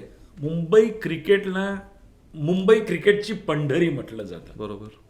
ह्याचं कारण काय? कारण मुंबई सगळे मॅच जिंकते म्हणूनच असं पण नाही आहे. मुंबईचं ना एक कल्चर आहे, मुंबईचा खडूसपणा, मुंबईचं एक ग्रिट, मुंबईचं एक लॉयल्टी, मुंबईचा एक इमोशनल कनेक्ट. म्हणजे मला असं आठवतं आहे की आम्ही वानखेडेवर जेव्हा मॅच खेळायचो तेव्हा ना एक झोन किंवा एक सेक्शन नेहमीच तो चाहता वर्ग नाही आहे, तो क्रिकेट समजणारा वर्ग आहे. ओके. तो तुमच्या टेक्निकबद्दल बोलतो, तो तुमच्या चांगल्या गोष्टींबद्दल तुम्हाला अप्रिशिएट पण करतो, तुमच्या चुका झाल्या तर तिकडनंच स्टेडियममधनंच तुम्हाला ऐकवून पण दाखवतो की तुझा फ्रंट आर्म चुकलाय किंवा कव्हर ड्राईव्ह बरोबर नाही आलाय. तो क्रिकेट समजणारा वर्ग आहे आणि तो नेहमी नॉर्थ स्टँडमध्ये असतो. ओके. कारण प्रत्येक क्रिकेट खेळणारा जो क्लब, कंपनी किंवा कुठलाही असतो ना, तो मेजॉरिटी ऑफ दॅट पोर्शन आम्ही खेळत असताना त्यावेळेस तो नॉर्थ स्टँडमध्ये असायचा. बरोबर. आणि तो जो समजणारा क्रिकेटचा एक साचा होता ना, तो नॉर्थ स्टँडमध्ये कम्प्लीट लॉयल असायचा. आणि मुंबईला सपोर्ट करण्यासाठी, मुंबईला प्लेयर्सना जाणीव करून देण्यासाठी किंवा त्यांना ओरिएंट करण्यासाठी, कधी कधी टोचण्यासाठी सुद्धा तो नॉर्थ स्टँडचा. मी तेच बोलणार, असं काही एखादा इन्स्टन्स आहे का? हो, मला आठवतं ना, एकदा काय झालं होतं, माझ्यातनं बॉल नीट सुटत नव्हता. आणि बऱ्याचदा असं होतं एखाद्या सेशनमध्ये ना, कदाचित फ्रंट आर्म येत नाही किंवा काही गोष्टी होत नाही किंवा हे होत नाही, आणि नेमका मी नॉर्थ स्टँडवरनं ती बॉलिंग टाकत होतो आणि मी ना फास्ट बॉलर टाकत होता म्हणून मी तिकडे फाईन लेग फिल्डिंगला पण जात होतो. तर मला तिकडनं डायरेक्ट फीडबॅक आला, काय रे फ्रंट आर्म विसरलास का घरी, तुझा फ्रंट आर्म येतच नाहीये नीट, म्हणून बॉल नीट पडत नाही, नीट सुटत नाहीये. इथपर्यंतचा मला फीडबॅक तिकडनं रिअलाइज झालं तुला की बरोबर आहे ते 100%. कारण त्यावेळेस काय असतं ना, आपण विचार करत असतो पण काय होतंय, का होत नाहीये, का बॉल येत नाहीये, का बरोबर येत नाही, कुठेतरी चुकतंय. आणि त्यावेळेस असा डायरेक्ट फीडबॅक आल्यानंतर त्याच्यानंतरचा माझा स्पेल एकदम चांगला गेला. तू बोललास त्याला थँक्यू सांगितलं नंतर. पण म्हणजे हा एक वेगळा अनुभव असतो आणि हा ग्राउंडवर गेल्याशिवाय तो अनुभव घेता येत नाही. बरं, मला एकदा सुलूनी सांगितलं होतं की एखाद्या विकेट किपरने यांची मॅच चालू होती, सुलू किपिंग नव्हता करत, तर कोणीतरी अर्ध्या विकेटवरचं स्टंपिंग सोडलेलं नॉर्थ स्टँड मधून आवाज आला, कोंबडी पकड. 100 असे भरपूर किस्से आहेत की ते जागच्या जागी करेक्ट करायचे, कारण ते सगळे क्रिकेट समजणारे आहेत. तो जो झोन आहे ना नॉर्थ स्टँडचा, तो जेन्युइनली क्रिकेट खेळणारा आणि क्रिकेट समजणारा ऑडियन्स आहे आणि ती खरी ऍक्च्युअल मुंबईची ओळख आहे. बरोबर आहे. टेस्ट कॅप नंबर 212, ऑगस्ट 1997, कोलंबोचं प्रेमदासा स्टेडियम. सचिननी बॉल दिला हातात तेव्हा काय वाटलं होतं? ॲक्च्युली सांगू त्याच्या मागची एक थोडीशी वेगळी स्टोरी आहे. ओके. म्हणजे मी थोडंसं असं प्रिकर्सर सांगतो. मी त्या संध्याकाळी कदाचित बॉलिंग टाकणार नव्हतो. बरोबर. दुसरा दिवस होता मला वाटतं. दुसरा दिवस, शेवटचं सेशन आपण डिक्लेअर केलं होतं. आणि आता टीममध्ये व्यंकटेश प्रसाद, ॲबी कुरुविल्ला, अनिल कुंबळे, राजेश चव्हाण होते. करेक्ट. आणि नंतर मी 5वा होतो. त्यामुळे तो एक फ्लो होता. तर माझ्या डोक्यात पण नव्हतं की मी बॉलिंग टाकणार आहे. मारवान आटापट्टू आणि सनत जयसूर्या बॅटिंग करत होते आणि राजेश चव्हाण आणि अनिल कुंबळेवर बॉलिंग इन टँडम. आणि as luck would have it, Marvan Atapattu came on strike आणि I think Rajesh Chauhan was to bowl. अच्छा. ती ओव्हर कारण आणि मी माझ्या एका फील्ड पोझिशनवरनं दुसऱ्या फील्ड पोझिशनला चालवतो आणि आपण त्या तंद्रीत असतो. हो बरोबर. की आता आजचा दिवस माझा स्विच ऑफ झाला, आता बॉलिंग नाही टाकणार, उद्या बघू काय करायचं. त्यामुळे मी त्या झोनमध्ये होतो. तेवढ्याच सचिनचा कॉल आला, आवाज दिला की सचिन, अरे निलेश ये पटकन. म्हणजे जनरली काय असतं ना, एक पॅटर्न असतो की एक ओव्हर आधी सांगतो की बाबा वॉर्मअप कर, फ्री कर. आणि डेब्युटंट असेल ना तर कॅप्टन आधीच सांगतो. तर सचिनला काय वाटलं, आम्ही तो माझ्या दृष्टीने तो देवाचाच थॉट होता की देवाला सांगितलं मला बॉलिंग द्यायला. 2 देव म्हणतोय, एक देव मोठा आणि दुसरा सचिन तेंडुलकर, आणि मला बॉलिंग देण्याचं त्याला बुद्धी दिली. तर माझ्यासाठी एक मोठी संधी होती. तर मी जेव्हा कॅप द्यायला अंपायरकडे गेलो, ऑस्ट्रेलियन अंपायर होता, तर मला Nilesh you have 30 second to bowl a first ball, otherwise I am calling it a day. शेवटची ओव्हर होती. सो माझ्यासाठी प्रेपरेशन खूप फास्ट ट्रॅकमध्ये गेली ती. आणि बऱ्याचदा काय असतं ना, ॲज अ बॉलर आपण एक माइंडसेट तयार करतो की मी हा बॉल असा टाकणार, मी बॉडी लूज करणार, मी असा येणार. आपण एक झोन तयार करतो बॉलिंग टाकायला. आणि डेब्यू असेल तर आणखीन तयार असतं. आणि त्यात नेगेटिव्ह पण थॉट असतात आणि पॉझिटिव्ह पण थॉट असतात. तर माझ्याकडे दोन्ही होते. पण मला त्या 30 सेकंदात त्यातला कुठलाच विचार करायला वेळ मिळाला नाही. टेन्शन पण नाही आलं, काहीच नाही ना, कारण 30 सेकंदात पहिला बॉल टाकायचा आहे, नाहीतर मग end of the days play. म्हणजे मला बॉल टाकायची संधी पण नाही मिळणार. बरोबर. सो माइंडसेट तो असतो ना. त्यामुळे मी त्या फास्ट ट्रॅकमध्ये गेलो आणि मी एकच डोक्यात ठेवलं होतं की Nilesh, don't embarrass yourself, you worked hard to be here. एवढ्या वर्षाची मेहनत आहे. त्यामुळे पहिला बॉल फुल टॉस किंवा कुठलाही खराब बॉल टाकायचा नाही, चांगला बॉल टाकायचा आहे. या माइंडसेटनी मी तो प्रिपरेशन केला. म्हणजे if you see the video also ना, त्याच्यात मी पटापट स्ट्रेच करतोय का, तर 30 सेकंदात तो बॉल टाकायचा आहे. त्यामुळे मला जास्त विचार करायला नाही मिळाला आहे. Blazing in disguise. बरोबर आहे. बट ग्रेटफुल टू सचिन की त्यांनी तो विचार माझ्याबद्दल केला आणि मला तो बॉलचा आकार मिळाला. When I bowled that ball, it was a perfect ball outside the off stump. Marvan was in that zone. तो सगळ्यांना तो डॉमिनेट करायचा प्रयत्न करत होता. So he was playing his shots आणि went for an expensive drive. Nayan मुंग्यानी चक्रून ब्रिलियंट कॅच पकडला. म्हणजे तो 2 वेळा आउट झाला असता, कारण तो क्रीजच्या बाहेर पण आला होता, स्टंप पण होऊ शकला असता, एवढा मला चान्स होता. तर then the rest is history. कसं वाटलं पहिल्या बॉलवरती इंटरनॅशनल विकेट मिळाल्या? त्यावेळेस रिअलाइज नाही झालं. विकेट मिळाल्याचा आनंद झाला, कारण टीमसाठी विकेट मिळाली होती आणि आमचा तो गोल होता.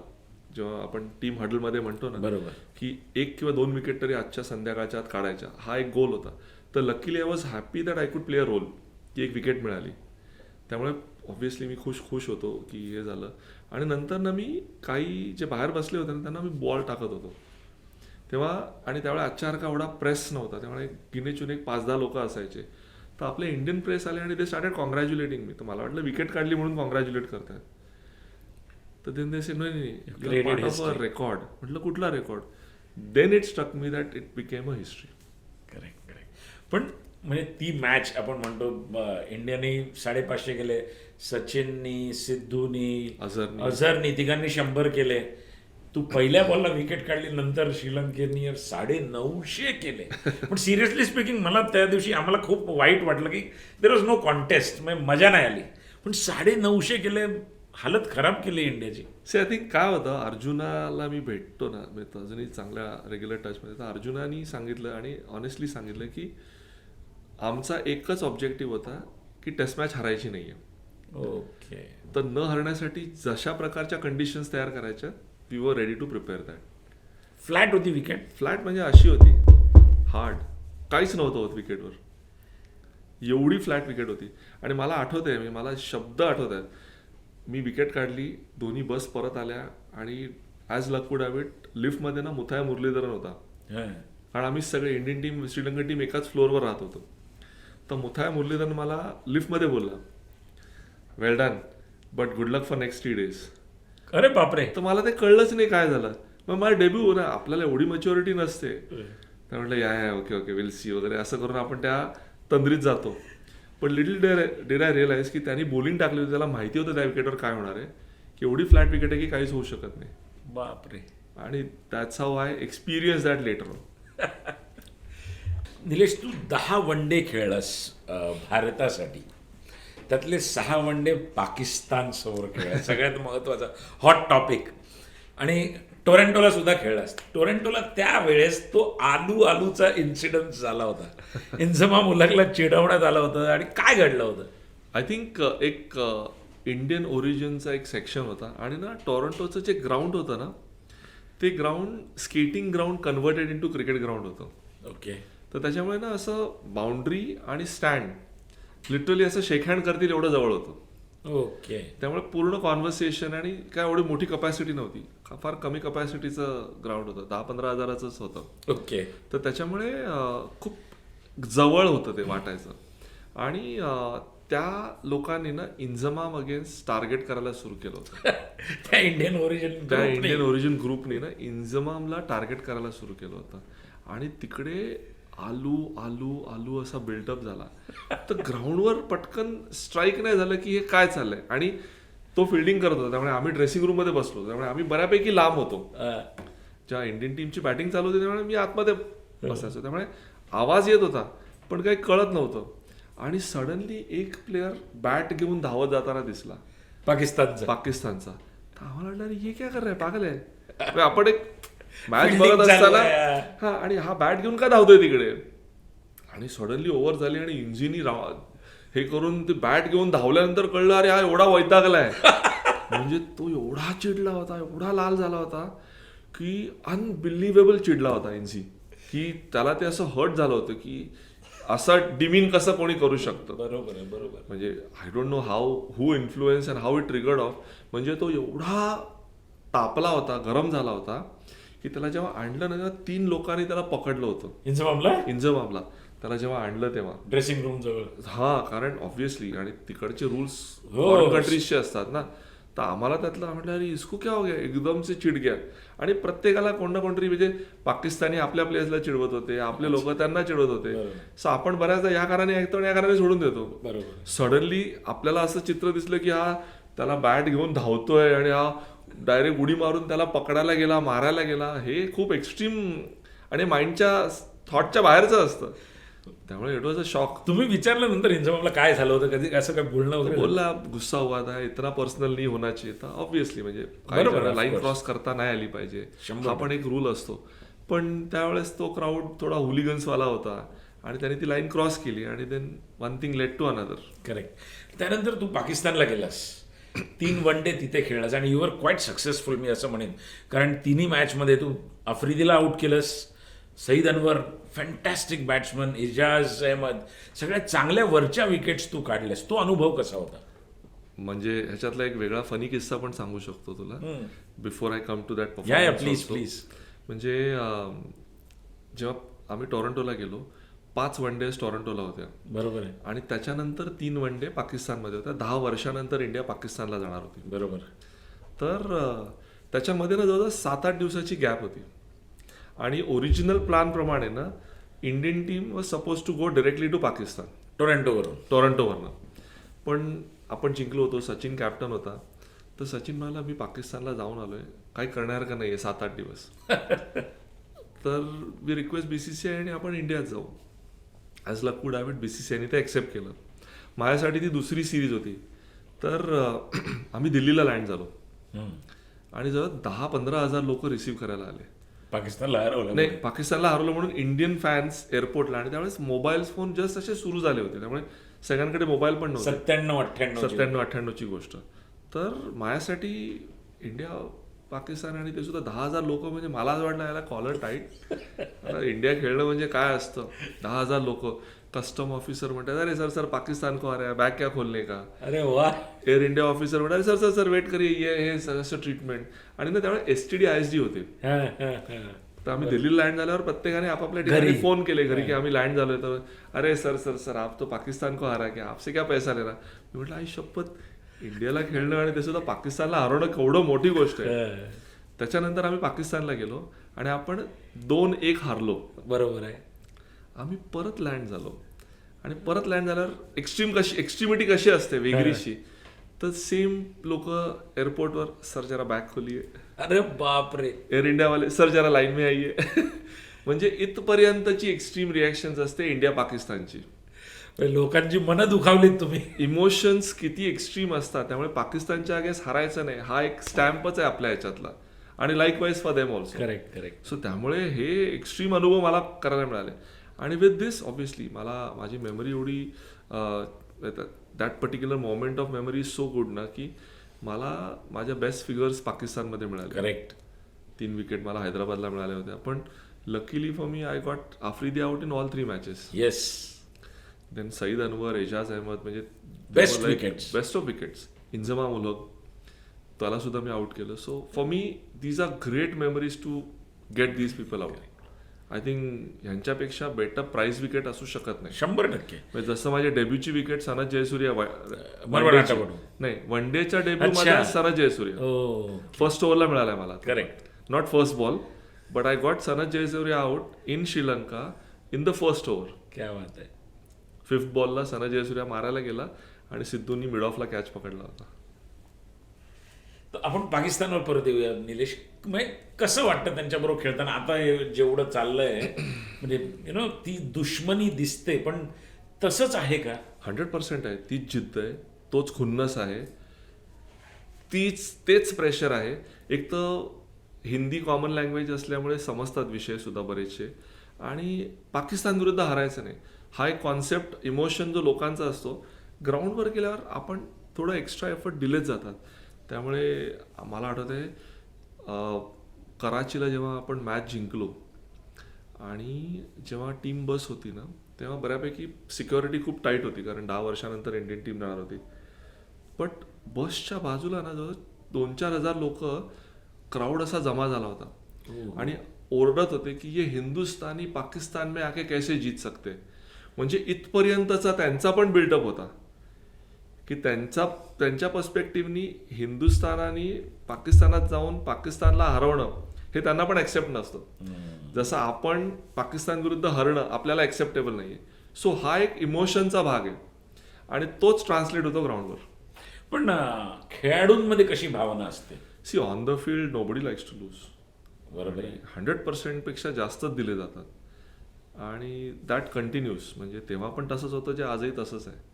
And you can see it on television also की आजही तीच इमोशन आहे, तीच इंटेन्सिटी आहे, तेच प्रेशर आहे आणि तेवढंच हंगर आहे.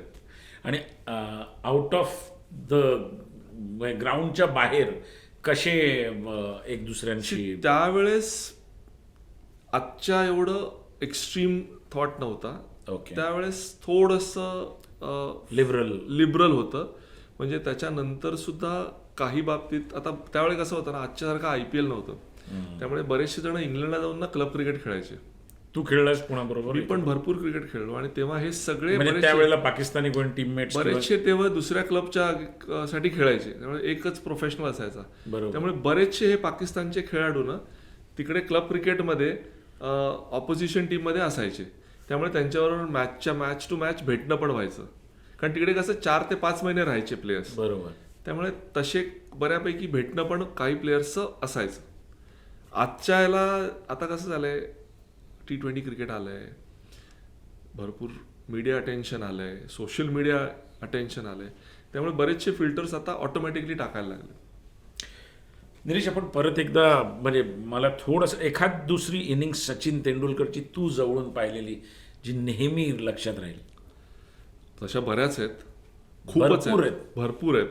पण एक इनिंग मला अशी आठवते, 2 तशा आठवतात, पण त्यातली एक आणखीन प्रॉमिनंट सांगतो. मुंबई विरुद्ध तमिळनाडू, आय थिंक 2001 2000ची मला वाटतं, ॲट वानखेडे. सचिन बॅटिंग करत होता, तो महेश म्हणून बॉलर होता, तो पण टाकत होता. आणि ना एक सिच्युएशन अशी होती की फर्स्ट इनिंगला आपल्याला लीड घ्यायचा होता ॲबी आणि संतोष सक्सेना होते ओके. टीममध्ये आणि सचिनला एका वेळेस रॉबिन सिंग कॅप्टन होता तामिळनाडूचा. मला आठवतं एक सचिनने एक छकडी मारली होती, त्यावेळेस टाटा एंड होता. तर टाटा एंडला त्या टी महेशला बॉल एवढा लांब गेला की नो टच रूफ क्लिअर करून बॉल लांब गेला. एवढी लांब छकडी मारली होती सचिन नॉर्थ स्टँडला. तर एवढी लांब छकडी मारली होती. पण ॲट अ टाइम हेमांग बदानी पण खेळत होता ती मॅच आणि 9 प्लेयर्स 9च्या 9 बाउंड्रीवर होते सचिनसाठी. 9च्या 9 प्लेयर्स बाउंड्रीवर ठेवले होते रॉबिन सिंगनी आणि त्यात सचिननी 4 बाउंड्रीज त्या 2 फिल्डरच्या मधनं मारल्या होत्या. क्या बात आहे. म्हणजे एवढी पॉवर आणि एवढं प्रिसिजन होतं ना Sachin. Genius at another level. म्हणजे देवानी एक साचा बनवला, त्यात सचिन तेंडुलकर जन्माला आला आणि नंतर तो साचा परत बनलाच नाही. ट्रू. एवढा जिनियस. म्हणजे एक्स्ट्रा कव्हर आणि कव्हर्सच्या मधनं एक बाउंड्री मारणं बाउंड्रीला असताना फास्ट बॉलरला, हे फक्त तेंडुलकरच करू शकतो. म्हणजे मी सांगतो ना, आपण म्हणतो ना की क्रिकेटमध्ये एक छत्री उघडली होती 9 लोकांची आणि त्यात सचिन ॲट विल बाउंड्रीज मारत होता. क्या बात आहे. म्हणजे हे फक्त तेंडुलकरच करू शकतो. प्रश्नच नाही. आणि जर विनोदची एखादी इनिंग विचारली तर विनोदची एक इनिंग मला आठवते बरोडा विरुद्ध वानखेडेला. तर स्वरूप बॉलिंग टाकत होता आणि वाल्मिकी बुच होता लेफ्ट आर्म स्पिनर वाल्मिकी आणि स्वरूप ऑफ स्पिनर आणि टर्न पण रेड सॉइल होतं. टर्न आणि बाउन्स दोन्ही होत होता आणि तिकडे विनोद स्टेप आउट होऊन मिड विकेटला बाउंड्री मारत होता ॲट टू विल टर्न आणि बाउन्स. आणि स्वरूप हैदराबादचा बॉलर, नंतर बरोड्याला खेळला. He was very good. He had a lovely loop आणि त्याचा लूप पण होता आणि बाउन्स पण होता. आणि स्वरूपला स्टेप आउट होऊन, तुषार आरोटेला स्टेप आउट होऊन विनोद खेळत होता. म्हणजे ॲज अ बॅटर विचार केला तर त्यावेळेस काय की तू सिलेक्टिव्ह शॉट खेळशील, कटसाठी थांबशील, टर्निंग ट्रॅकवर ड्राईव्ह. हा स्टेप आउट होऊन दोघांना मिड विकेटला ॲट विल मारत होता किंवा बॅकफुटला जाऊन दोघांना मिड विकेटला, कारण मिड विकेट ओपन ठेवला होता, टर्निंग ट्रॅकवर जनरली ठेवत नाही. वाल्मिक बुचला कव्हर ड्राईव्ह मारत होता अगेन्स्ट द टर्न. म्हणजे त्यामुळे विनोद चॅम्पियन. आणि त्यांनी फटाक्कन म्हणजे 25 नंतर 70-80ला कधी पोहोचला, टाक टाक टाक बाउंड्री आणि छकड्या मारून on a turning track. That was Vinod. तो पण सांगून रन करायचा विनोद बरेच वेळ. He was confident. आज दाखवतोच याला. आणि तो आणि ॲरोगन्स नव्हता, त्याचा कॉन्फिडन्स होता. त्याची ती इनिंग मला अजूनही आठवते की त्यांनी ज्या प्रकारे डॉमिनेट केला त्या टर्निंग ट्रॅकवर, म्हणजे इट्स अनबिलिव्हेबल. निलेश, आपण तुझ्या बॉलिंग स्टाईलकडे येऊया. म्हणजे तू तसा कन्व्हेन्शनल लेफ्ट आर्म, जसं बिशन सिंग बेदी, मनिंदर सिंग, पद्माकर शिवलकर, पॅडी सर पण चांगला आर्मर टाकाय, but you are more of hit the deck आणि आर्म बॉल जास्त टाकण्यावरती भर असायचा. का असं? नॉट आर्म बॉल पर से, पण कसं होतं ना, आणि मला हे लेसन आणि मला हे रिअलायझेशन फ्रँक सरांनी दिलं. ओके. की त्यांनी मला माझी स्ट्रेंथ आणि माझा वीकनेस इंट्रोड्यूस केला ॲज अ बॉलर आणि त्याप्रमाणे माझ्या बॉलिंगवर त्यांनी वर्क केलं. सो त्यांनी काय सांगितलं, तू 6.4 आहेस तू, तर तुझी stock delivery should be your trajectory. You play with the bounce. कारण बाकीच्यांना जो बाउन्स मिळणार नाही तो तुझ्या नॉर्मल ट्रॅजेक्टरीने एक्स्ट्रा बाउन्स मिळेल. त्यामुळे तुझ्या विकेट सिली पॉईंट, शॉर्ट लेगला जास्त मिळतील. अँड नॉट सो मच जसं ट्रेडिशनली एक्स्ट्रा कव्हर ठेवला आणि तिकडे आउट गेला, लवकर कव्हर्समध्ये आउट झाला. तर मला त्या विकेट्स कमी मिळाल्या जेवढ्या मला शॉर्ट लेग, सिली पॉईंट आणि स्लिपमध्ये मिळाल्या बाउन्समुळे. सो ही इंट्रोड्यूस मी माझी स्ट्रेंथ आणि माझं विकनेस. अँड ही सेड की बाकीच्या जे बॉलर्स आहेत ज्यांच्यासाठी फ्लाईट हा त्यांचा स्टॉक बॉल आहे, that should be your variation ball. Okay. आणि त्याच्यासाठी ज्या ॲडजस्टमेंट करायला लागल्या टेक्निकल गोष्टी, त्या मला फ्रँक सरांनी शिकवल्या. की मग थोडा मागणं टाक, बॉल मागणं रिलीज कर, म्हणजे तुझा फ्लाईट होईल. क्रीज थोडं आणखीन मागणं वापर, म्हणजे तुझी लेंथ सुद्धा व्हेरी होऊ शकते त्याच्यातनं. सो ह्या ज्या व्हेरिएशन्स होत्या ना, दॅट बिकेम माय स्ट्रेंथ. आणि then I started working on that to become more confident. म्हणजे खूप चांगली गोष्ट असं म्हणाल, पॉपिंग क्रीजचा वापर किंवा त्याच्या मागचा, तू नो बॉल टाकलेलाच नाहीयेस फर्स्ट क्लास क्रिकेटमध्ये मी टाकलेलाच नाही. बरोबर आहे. तर हे डिसिप्लिन होतं की काय, कारण 6'4", 4.5" म्हणजे पाय तर पुढे जाणारच, मोठे पाय आहेत, त्यामुळे रीच वाढणार, असं का? माझं एक फंडामेंटल्स होते आणि माझ्या हाईटला ना माझी डिलिव्हरी स्टाईल खूप छोटी होती. ओके. सो त्यामुळे माझा तो कंट्रोल होता आणि मी क्रिसच्या बरोबर मधनं टाकायचो टू ॲडजस्ट माय हाईट. त्यामुळे जेव्हा टायर्ड होऊन सुद्धा पुश व्हायचं ना, तेव्हा पॉपिंग क्रिसच्या जवळ जायचा, त्याच्या क्रॉस कधीच झालं नाही. जनरली काय होतं की when you bowl to use the optimum level of crease ना, मग कधी कधी पुश करताना पुढे जातं. मी मधनं टाकायचं, त्यामुळे पुश केलं सुद्धा माझं क्रिसच्या जवळच जायचं, क्रिस क्रॉस झालंच नाही. So that way I never bowled a no ball. बरोबर आहे. आणि त्याचा ॲडव्हान्टेज मी घ्यायला सुरू केला माझ्या बाउन्स आणि फ्लाईटला. आणि मग जसं मागणं टाकायला लागलो, मी फ्लाईट पण करू शकलो. मला आठवतं आहे विक्रम राठोड मला एकदा बोलला होता, आम्ही मुंबई वर्सेस पंजाब मॅच खेळत होतो आणि मी काही बॉल टॉस करून फ्लाईटमध्ये हे केलं, तर विक्रमचा एक डायलॉग होता, हे मार्केट में नई गेंद आई आहे का तेरे पास? तू फ्लाईट करायचाच नाही तर हे नवीन टाकायला लागलायस, तर मार्केट एक्सपेक्ट करायचा की जोरात टाकेल. तर मी हळू टाकायला लागतो स्टेप आउट, कारण विक्रम खूप स्टेप आउट चांगला व्हायचा. तर विक्रम राठोड मला बोलत मार्केट में नई गेंद आई आहे का? सो दॅट बिकेम आणि त्याच्यामुळे मी नो बॉल कधीच टाकला नाही. क्या बात. That is an achievement, seriously speaking. आणि एवढे वर्ष खेळून न टाकणं. निलेश, एवढे वर्ष खेळलास, जर मागे जाऊन एखादा परफॉर्मन्स रिलिव्ह करायचा असेल आणि एखादा परफॉर्मन्स करेक्ट करायचा असेल तर काय असेल? भरपूर मोमेंट्स आहेत रिलीव्ह करायच्या, किंवा एक म्हणजे मेमरी आपण म्हणतो. आता कसं असतं ना, as a left arm spinner challenge is to bowl to left handers. बरोबर आहे. तो माझ्यासाठी रिलीव्ह करताना एक मेमरी अशी आहे की रणजी ट्रॉफी फायनलला मुंबई वर्सेस तामिळनाडू, मी मुंबई टॉस हारली होती आणि मी पहिल्या दिवशी 6 विकेट काढल्या होत्या, त्यातल्या 5 लेफ्ट हँडर्स होत्या. So for me that was more satisfying की first day in Tamil Nadu, Chennai बाउन्सच्या याच्यात 5 लेफ्ट हँडर 6 पैकी आउट करणं was something very good as part. Wicket म्हणजे पहिल्या दिवशी तर उघडली नसेल, काहीच नव्हतं, पण त्याच्यात सुद्धा म्हणजे हेमांग बदानी म्हण किंवा श्रीराम म्हण, गुड प्लेयर्स, सगळे टॉप प्लेयर्स होते. शरथ म्हण, हे सगळ्या प्लेयर्सना मी टॉपमध्ये आउट केलं होतं. रॉबिन सिंग होता. So that was for me is a good memory की चॅलेंज कसा असतो किंवा ॲडव्हर्सिटीमध्ये टीमला चांगलं करून देण्यासाठी काही गोष्टी चांगल्या कशा होऊ शकतात. तर for me that was one match. आणि दुसरा एक अख्खा सीझन होता 2006-07चा, ज्यावेळेस पहिल्या 3 मॅचमध्ये मुंबई रेलिगेशनला पोहोचली होती. म्हणजे almost Mumbai was to consider. Captain होतास? नाही, अमोल कॅप्टन होता. ओके. त्याच्यानंतर तू झाला? त्याच्या आधी मी कॅप्टन होतो. अच्छा.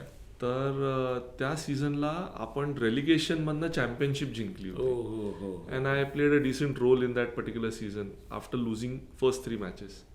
सो ती एक छान मेमरी आहे. म्हणजे माझी फर्स्ट सीझन आणि almost second last season of my career, 2 extreme memories आहेत. You have taken more than 350 wickets here from Mumbai. हां, पण कसं असतं, काही लक्षात राहणाऱ्या गोष्टी असतात ना, त्या अशा एक्स्ट्रीम असतात.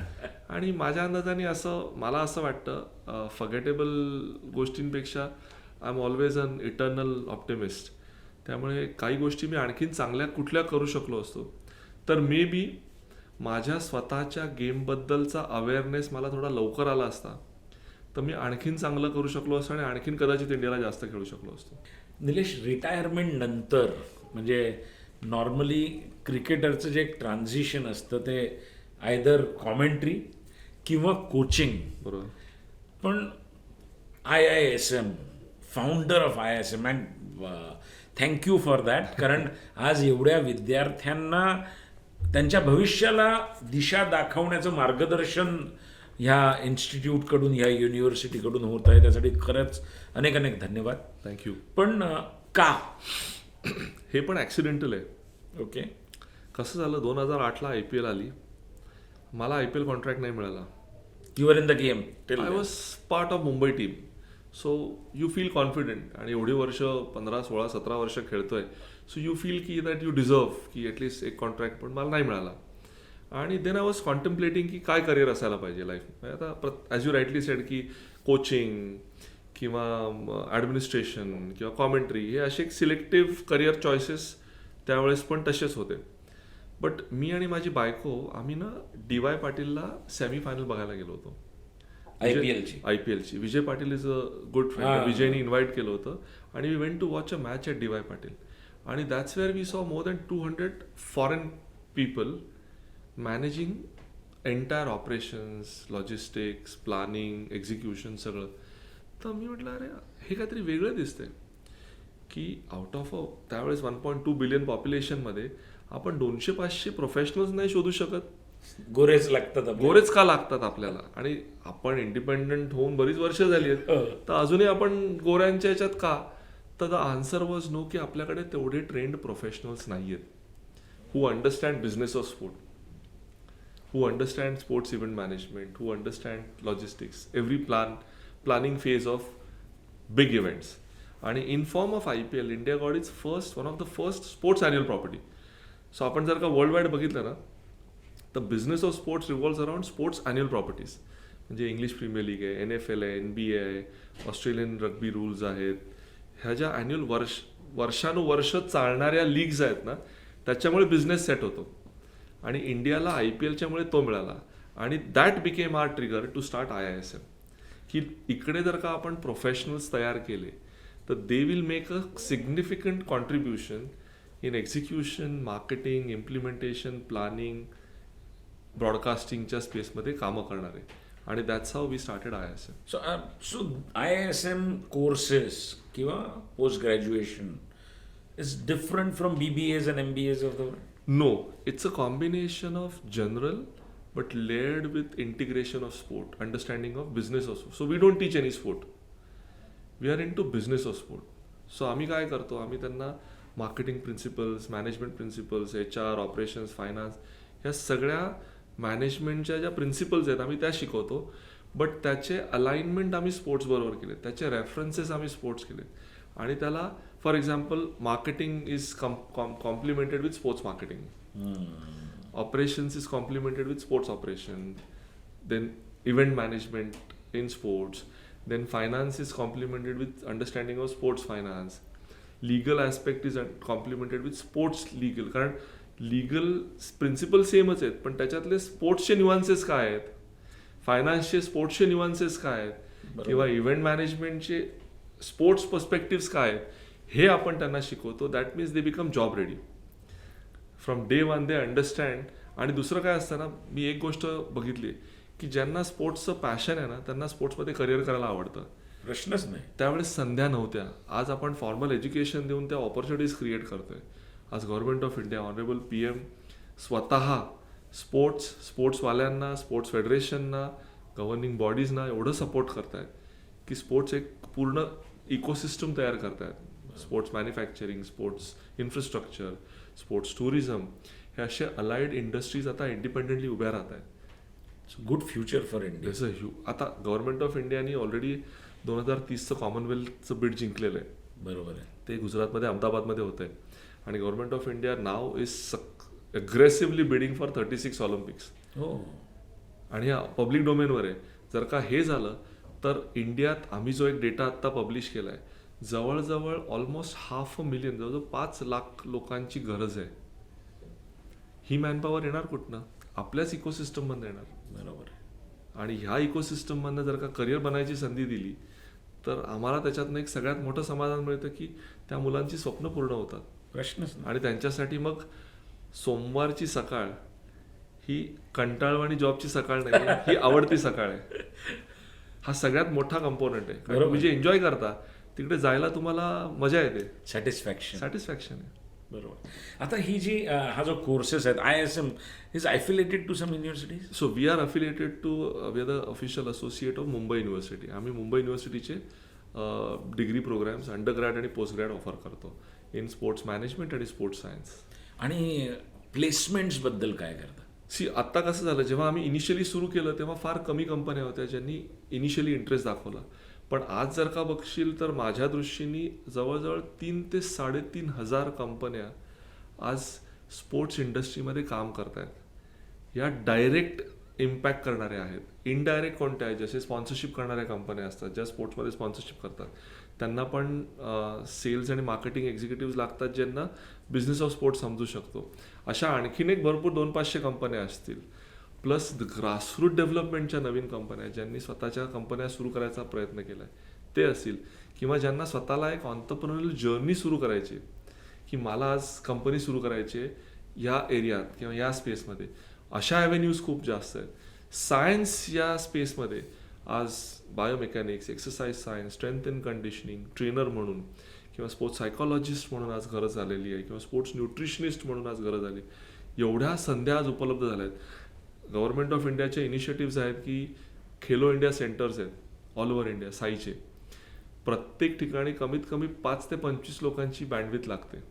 ओके. हे सगळे या माध्यमातून आपलं करिअर बनवू शकतात. मग IISM मधून प्लेसमेंट झालेले आहेत लोकांच्या? आमचा इयर ऑन इयर जवळजवळ between 72 to 84% placement year on year होतं.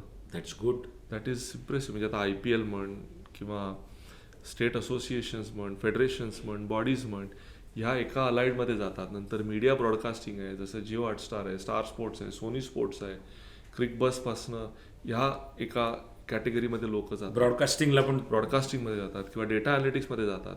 जसं आता फॅन कोडसारखे आहेत किंवा Dream11 सारख्या कंपन्या आहेत, माय सर्कल, हे लोक आपल्या मुलांना रिक्रूट करतात. तसंच प्रोकॅम इंटरनॅशनल सारखे किंवा iOS सारखे किंवा अशा ज्या कंपन्या ॲथलीट मॅनेजमेंटमध्ये आहेत त्याच्यात सुद्धा आपली मुलं आज भवेश सिंग सबरवाल सौरव गांगुलीला मॅनेज करतो, शारबाज अस्मिन, राहुल द्रविडला जे आपले एक स्टुडंट आहेत ते एक्सक्लुझिव्हली मॅनेज करतात. सो त्याच्यामुळे नंतर BCCIमध्ये जो आता स्पॉन्सरशिप हेड आहे तालिब कारा, तो आपला स्टुडंट आहे. सो अशा खूप सक्सेस स्टोरीज आहेत. आता ICCमध्ये आपले कमीत कमी 3 ते 5 मुलं काम करत आहेत. त्यातला एक मुलगा ग्रासरूट डेव्हलपमेंटमध्ये अभिषेक शेखावत म्हणून आहे, तो अख्खं असोसिएट कंट्रीजचं ग्रासरूट डेव्हलपमेंट प्लॅन तो हँडल करतो. सो असे पण जॉब प्रोफाईल्स त्याच्यातनं क्रिएट होतात. खूप छान. किती कंपनीज तुमच्या कॅम्पसमध्ये येतात?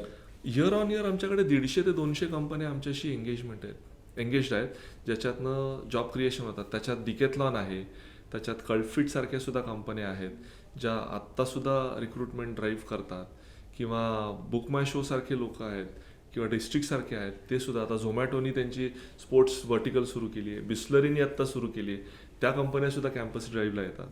सो अशा भरपूर कंपन्या आहेत ज्या ITW जी स्पोर्ट्स सेल्स अँड मार्केटिंगसाठी one of the prominent company आहे ते सुद्धा ड्राईव्ह करतात, कॅम्पस ड्राईव्ह करतात. सो सुंदर.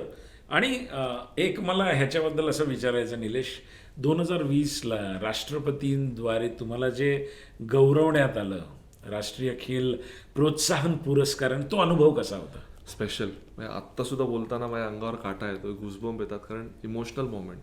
कसं असतं ना, कुठल्याही संस्थेला, आणि हे माझं नाही आहे, हा गौरव सगळ्या स्टुडंट्सचा, आमच्या फॅकल्टीजचा, माझ्या स्टाफचा, माझ्या कंपन्या ज्यांनी माझ्यावर विश्वास टाकून असोसिएट केला, हा त्यांचा सगळ्यांचा गौरव आहे. कारण एखाद्या इन्स्टिट्यूशनला राष्ट्रपती पुरस्कार मिळणं हे फार मोठं आपण प्रशस्तीपत्र असतं म्हणतो ना, की तुमच्या कामाची पावती म्हणतो, पोचपावती आहे. आणि ह्याच्यातला एक वेगळा किस्सा पण तुला सांगतो. म्हणजे तुला एक इमोशनल कसा असतं की त्यावेळेस कोविडचा टाईम होता, त्यामुळे आम्हाला ना व्हर्च्युअल हे देण्यात आलं सर्टिफिकेट. कारण बरोबर आहे, कोविडमुळे सगळ्यांना एकत्र आणणं शक्य नव्हतं. तर आमचं व्हर्च्युअल असाइनमेंट मंत्रालयात होती मुंबईला. तर प्रत्येक अवॉर्ड विनर्सना ना 1 किंवा 2 लोक असाइन केले होते on behalf of government of India, sports authority of India, की तुम्ही ह्यांना बघायचं, म्हणजे कम्युनिकेशन हे ते. तर जी 2 मुलं IISM साठी केली होती ना असाइन, ती IISMची एक स्टुडंट होती. So not only the award which we won on behalf of student and everybody else, जी 2 मुलं आम्हाला सुद्धा असाइन केली होती ती सुद्धा IISMची मुलं होती. तर माझ्यासाठी आणि माझ्या बायकोसाठी फार इमोशनल होतं की आपण हा अवॉर्ड ह्यांच्या सगळ्यांच्या वतीने रिसीव्ह करतोय.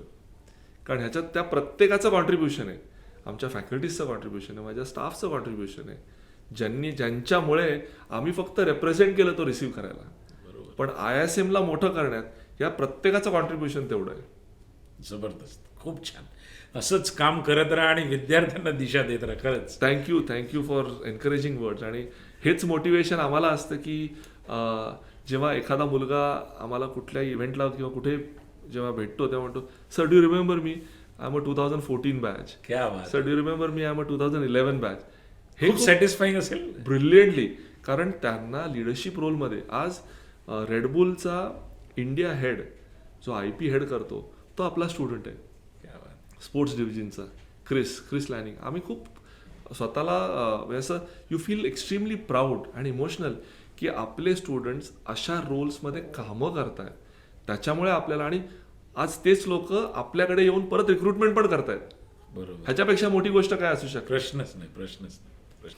सो निलेश कुलकर्णी एक क्रिकेटर, भारतीय खेळाडू, की एक एज्युकेशनिस्ट, काय म्हणून लोकांनी ओळखावं?